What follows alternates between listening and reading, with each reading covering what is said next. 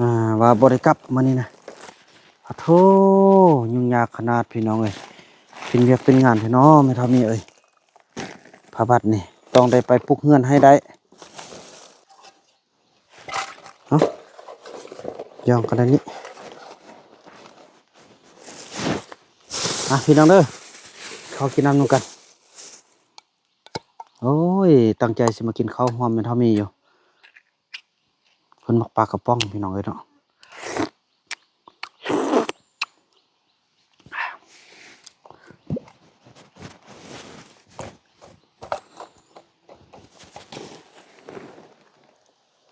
จะดินจะดอนกินข้าวกินน้ำเด้อกินละหักสมหักซาลูกหลานเดินทางให้ตลอดปลอดภัยไปทางใดก็ให้ไปถึกปองรองถึกทางขออย่านำผ่านมาในสุดมาเบียดบางอย่างเด้อความเจ็บอย่าสลายความคอยสลายมีมาพี่น้องกินข้าวมาเนี่ย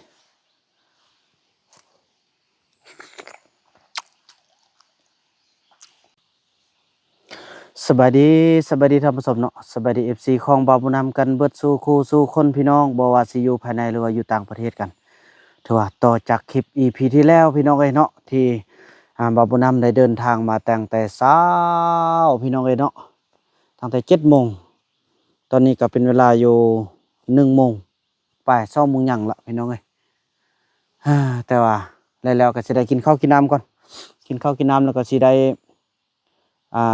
โอลม FC จังซี่แหละพี่น้องก็ถือว่าเดี๋ยวนี้หันไปมันความหนักพี่น้องเอ้ยฮอด20ไปก็โลพุ่นแหละพี่น้องเอ้ยเนาะ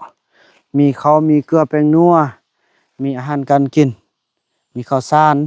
ข้าวสุกมีกาแฟเพื่อจะหามาให้แม่เฒ่ามีที่ว่าเพิ่นอยู่รอท่านี่เพิ่นฝากเงินบ่าวบ่น้ำไปจำนวน100,000กีบพี่น้องเนาะคันบ่ให้นี่ก็ซ้ำเป็นหนี้อีกแล้วพี่น้องเอ้ยคันบ่รับนี่เพิ่นก็อ่าเพิ่งพาอาศัยเฮาอ่าฉะนั้นแหละก็สิกินข้าวกินน้ำแล้วก็สิแม่นเดินทางข้ามไปห้วยเมียงพี่น้องเพราะว่าแม่เฒ่ามีนี่เราคันไปแล้วเราจะพักอยู่ห้วยเมียงหั่นบ่าวนำคิดบ่ออกว่าเขาเจ้าคิดแบบใดพี่น้องเอ้ยก็บอกแล้วว่าสิบ่ไปปากหั่นน่ะเนาะปาโถยุงบักหลายพี่น้องเอ้ยเพราะว่าบ่มีไฟเด้เนาะบ่มีคนอยู่ปากก็บอกว่าสิบ่ไปแล้วคือบ่เห็นอยู่เขาเจ้าอยู่แบบเว้าจังหนึงฮอดยามเขาเจ้าไปตามกันเวลาพี่น้องเอ้ยเนาะแรงก็ว่าแรงฝนก็ว่าฝนจังซั่นแหละพี่น้องเอ้ยเบิ่งนี่นะมันเป็นวิถีชีวิตของเขาพี่น้องเนาะคันบ่าวบ่นำบ่กระเทินเนาะหรือว่าค่าเงินที่ว่าเพิ่นฝากมานี่บ่าวบ่นำก็สิบ่นำดอกบ่าวบ่นำก็สิกลับเลยพี่น้องเอ้ยเดี๋ยวนี้มันคือเป็นจังหนึงแหละพี่น้องบ่าวบ่นำคันว่าผู้หนึงฝากอันใดอันหนึ่งมาให้บ่าวบ่นำต้องให้วิทย์กับมือตัวเองหันนะซั่นก็สิประมาณนั้นแหละพี่น้องเอ้ยก็สิได้กินข้าวกินน้ำแล้วก็สิบุกไปต่อพี่น้องเอ้ยปัดโทโทบ่กลับบ่ได้กลับแน่นอนพี่น้องมื้อนี้เนาะคือสิบ่ได้กลับละไปพุ่นค่ำก็ค่ำพุ่นนอนพุ่นแหละพี่น้องเอ้ยบ่มีแฮงอ่าเมื่อละมื้อนี้นะเออคันว่าไปฮอดพุ่นแล้วสิกลับเลยคือสิยากเลยพี่น้อยป้ารถพอเฒ่ากับป้าอยู่กลางทางจักเฮ็ดแนวใดบ่เสียติเนาะเบิ่งหรือว่าสิให้ไอ้เฟืองบ้าเนาะสาธุเด้อเยซูมีคนมาลักมาเอาไปเด้อเนาะเพราะว่ากระแจก็บ่ได้ล็อกคือว่าในยานมันมีรถใหญ่มาเขาจะห้ามออกใดหันนะอ่าพี่น้องไปกินข้าวกินน้ำก่อนพี่น้องเอ้ยข้าวกินน้ำแล้วก็เตรียมเดินทางว่ากันต่อไปพี่น้องเนาะพี่น้องเอ้ยเนาะเตรียมกินข้าวกินน้ำแล้วก็ขึ้นฮอตจอมพูแล้วก็สิซัดบอกน้องนกว่าบ่ได้กลับมานี่นะโอ้โธ่ยุ่งยากขนาดพี่น้องเอ้ยเป็นเวียกเป็นงานพี่น้องไม่เท่ามีเอ้ยพระบัดนี่ต้องได้ไปปลุกเฮือนให้ได้บ่มีถ้วยบ่มีหยังละเต้นั่นนี่น่ะเฮ็ดนั่นแหละถ้วยบวงอันนี้นี่โอ้ยบ่ได้อันนี้นะถ้วยไม่เท่ามีเราก็เอาไปพุ่นหมดละ โอ้ยอันนี้แหละพี่น้องเอ้ยดินกินน้ำหยาขอสุกเนี่ยเอาไว้อยู่บนได้เพอแบงอันนี้ข้าวสารข้าวสุกอ้าวเย้ยฮะทางนั้นนี่บอกข้าวแบงบ่มีโอ้น้องนกอ้อยพี่แค่นี้เท่าพี่น้อยคิดว่ามันเขากิน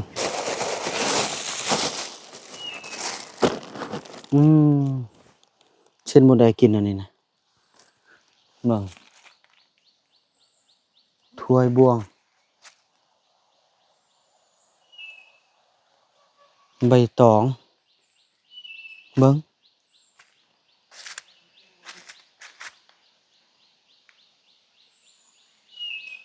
บ่มีเลยพี่น้อย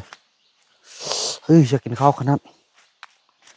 อยากกินข้าวสุดใจเลยพี่น้องเอ้ยสักยังมาใส่นี่กันเลยอืมอยากกินข้าวเอาไปตองกันข้าวกินน้ำแล้วก็เตรียมเดินทางพี่น้องเอ้ยโอ้ยเนาะแม่เท่ามีเอ้ยเฮ็ดเวียกเฮ็ดบาปให้ลูกแท้เนาะ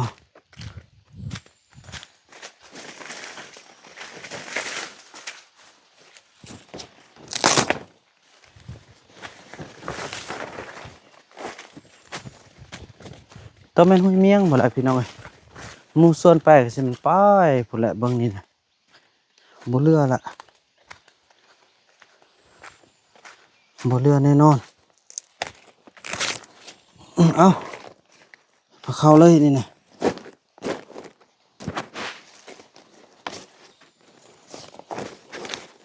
โอ้พอเข้าก็บ่ได้หินก่อนนี่คือพิเศษแท้ว่ะพี่น้องเดี๋ยวสิจับให้เบิ่งเด้อหลังจากกินข้าวแล้วก็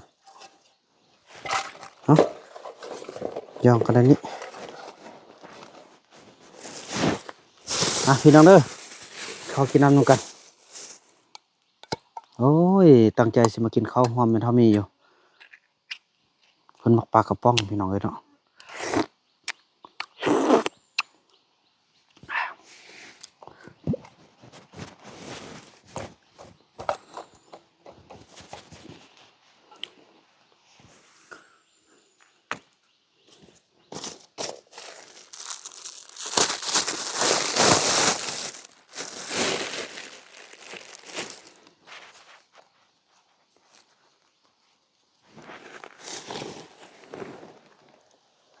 จะดินจะดอนกินข้าวกินน้ำเด้อกินแล้วหักสมหักษาลูกหลานเดินทางให้ตลอดปลอดภัยไปทางใดก็ให้ไปถึกปองรองถึกทางขออย่านำผ่านมาในสุดมาเบียดบางอย่างเด้อความเจ็บอย่าสลายความคอยสลายมีสิ่งที่บ่ดีบ่งามก็ขอให้คิดจังห่างให้ตกไปน้ำไฟไล่ไปน้ำน้ำพ้นบางอย่างลูกหลานขอให้ไปพบไปพอไม่เท่ามีแล้วก็เอาของอยู่ของกินให้เพิ่นแล้วก็ตั้งห้องย่อเฮือนให้เพิ่นได้สนแดดสนฝนขอให้ทันเพิ่นเด้อขอให้พื้นที่พื้นทางขอให้สิทิศทางที่เพิ่นไปมาพี่น้องกินข้าวมานี่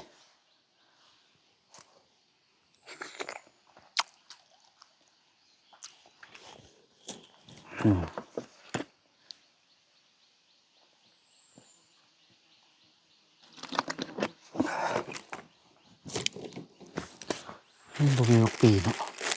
พายังก็บ่มีเลยนะพี่น้องคิดว่าเราอยู่นี้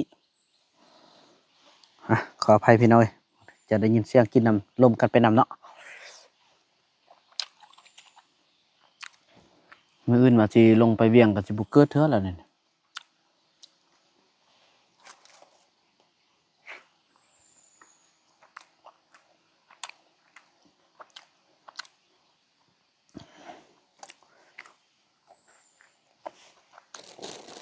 ต้องแม่น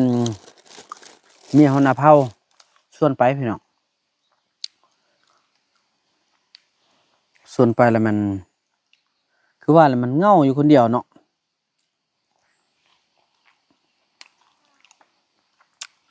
คันได้ไปทางนั้นเราอยู่ห้วยเมียงแน่นอนอยู่ห้วยเมียงหั่นพอเราไปพุ่นว่าเขาเหมือนน่ะพี่น้องเดี๋ยวนี้มันจะฟังเฮานี่มันจะเป็นภูขึ้นเนาะแล้วก็พลิกลงเบิ่งนั้นพลิกลงเบิ่งนั้นห้วยแล้วบัดนี้บัดนั้นห้วยจะมีทางที่เขาจะไปนะมันจะเป็นภูเป็นหน้าผาสันสูงกว่าทางนี้อีกเด้อพี่น้องเอ้ยภูอันด้านสุดท้ายนะที่ว่าจะขึ้นหลังจากที่ว่ากายอันตัดงามๆหั้นนะหรือว่าน้ำตกตัดที่ว่างามๆหั้นนะที่ว่าสวยๆงามๆหั้นนะขึ้นไปแล้วก็เฮาขึ้นเข้าขึ้นภูหั้นนะขึ้น8 โมงเช้า8 9 10 11 12 1 2 6 7 7ชั่วโมงพี่น้องจึงฮอดจอมภูหน่วยที่ว่าสูงๆหั้นนะถือว่าภูหน่วยนั้นน่ะถือว่าสูงเพียงกับอันก้อนเมฆเลยแหละเนาะจากนั้นแล้วก็มันพลิกลงไปเบิ่งนั้นแล้วจึงไปฮอดบ่อนเขาเจ้าอยู่เบิ่งนั้นพี่น้องเอ้ยฉะนั้นแม่เฒ่ามีเราผ่านจุดนี้บ่ได้เราต้องอยู่ห้วยเมียงคันเราไปทางนี้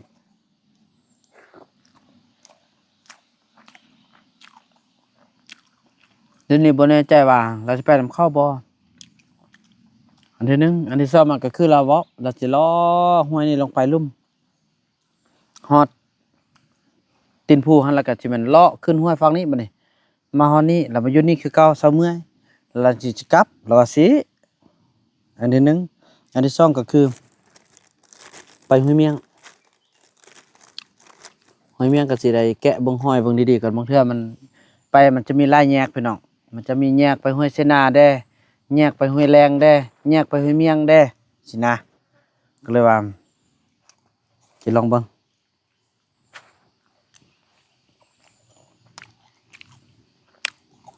แต่ว่าแยก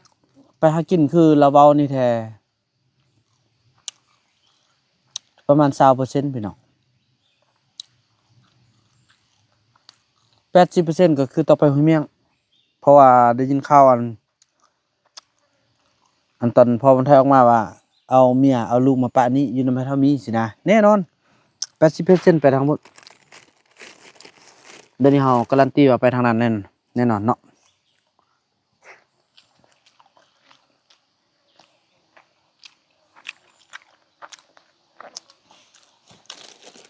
ทั่วบ่ได้เกี่ยมบ่อยู่บ่นอนหยังเลยแหละเดี๋ยวนี้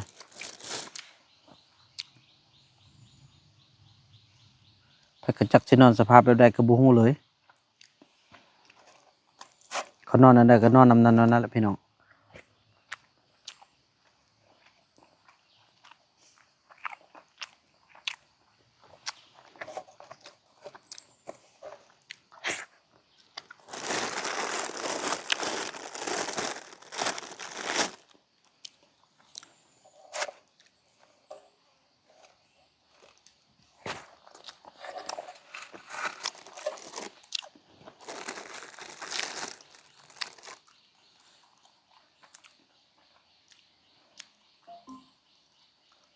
อุกใจแต่ไปฮอดฝั่งนั้น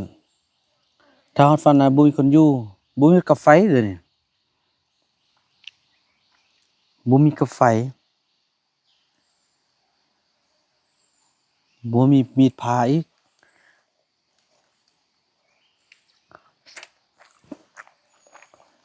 ขึ้นหยังเขามีแต่ข้าวสาร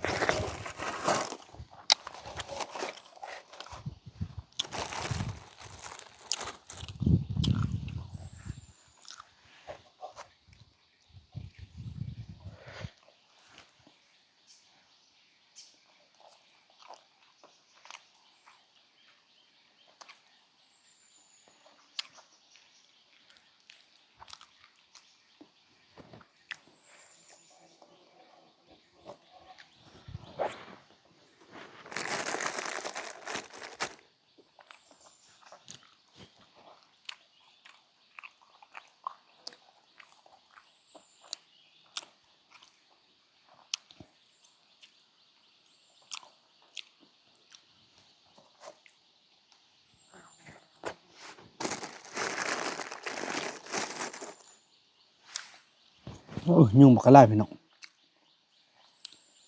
แค่ได้ตัวนึงข้างแขนยาวมานี่เป็นอันพุ่นก็จะมันซุบเอานี่ซุบเข้านอนดังไฟเสร็จแล้วนั่นนี่คันพบเขาถ้าบ่พบนี่ยุงเดี๋ยวนี้เฮ็ดแนวใด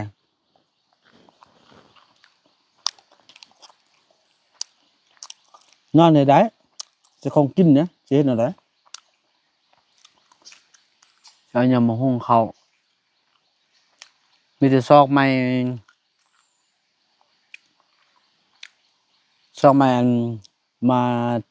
ซี้กันนั่นแหละเป็นไฟเอาบ่มีพาอีกมันนี่เอา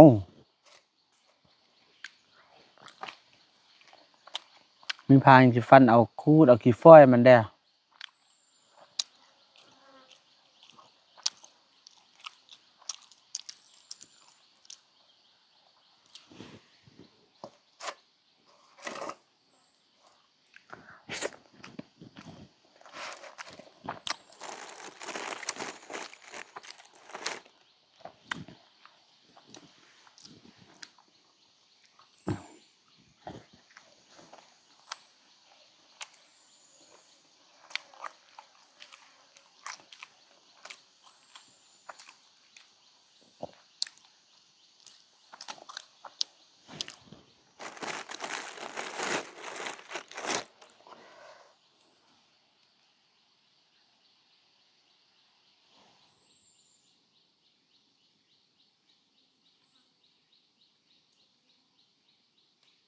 อือฮึบ่แม่นติ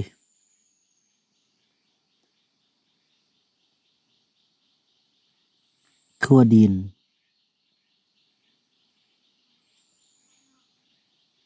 หรือว่าสิมีนอนอยู่ในปล่อง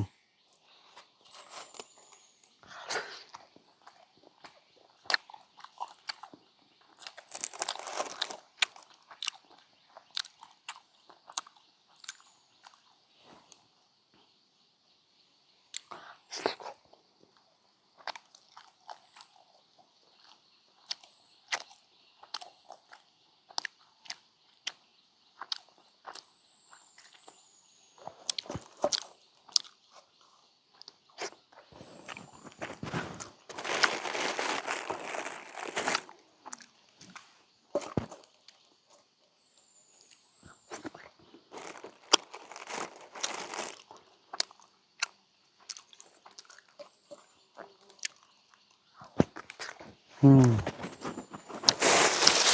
เครื่องกินกับแล้มนี่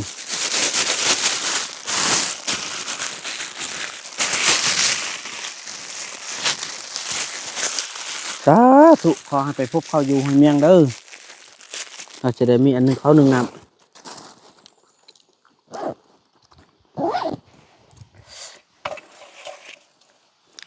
อ่าตามป่านั่นนี่แหละพี่น้องเอ้ยมีเอาไว้กินข้ามป้องกินซุ่มเท่ามีอยู่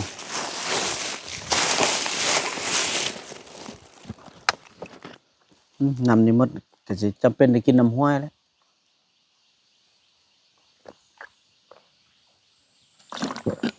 น้ำห้วยได้คันกินอยู่อันห้วยเมียงไทยโอเคอยู่พอมันนำไส้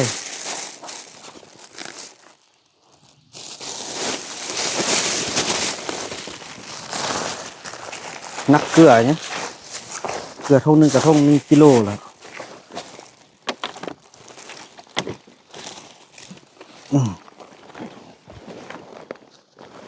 พี่น้องมาหินก่อนนี่คืออาวุธเลยคือหยังเลยโมโหเลย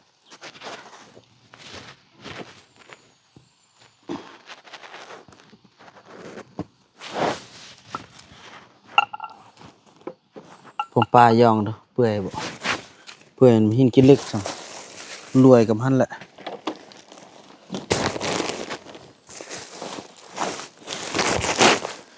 แถวนี้นี่มีอันนั้นได้พี่น้องเอ้ยมีหินกินเล็กนะแต่ว่าบ่ฮู้อยู่จุดใดมันจะเป็นถ้ำมีถ้ำหนึงมีหินกินเล็กและหินไฟเพิ่นว่าหินไฟนะอ่าแต่ว่าถ้ำจะเป็นแบบถ้ำหินนี่แหละ บ่ฮู้ว่าอยู่ไสเขาเจะว่ามีว่าซั่น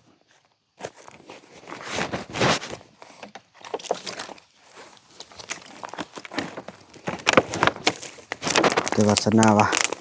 มันก็ดีบ่เห็นแล้วก็หลายยานั่นนั้นพี่น้องเนาะถือว่าคลิปนี้บ่าวนำจะขออนุญาตจบคลิปกันเพียงส่ำนี้ก่อนพี่น้องเอ้ยเตรียมพร้อมเดินทางอาจจะได้นั่งเอาหือเอาแฮงจักหน่อยหนึงก่อนอ่ามีแฮงแล้วก็เดินทางต่อพี่น้องเนาะคลิปนี้บ่าวนำขออนุญาตกล่าวคำว่าสบายดี